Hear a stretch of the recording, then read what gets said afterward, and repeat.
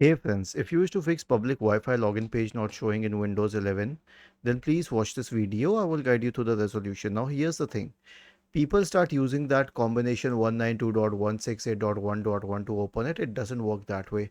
We have to use the default gateway.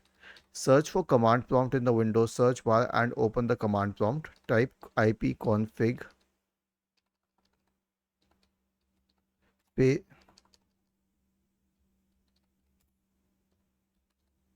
space forward slash all. Ipconfig space forward slash all. Now search for this word called default gateway. And once you have the default gateway, in our case it is 192.168.1.254, use that to access the router page. 192.168.1.254 and hit enter. Wait for a few seconds and it will open the router login page.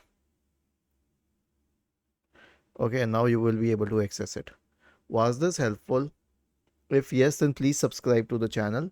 If not, then let us know in the comment section of the video on how we could help you further.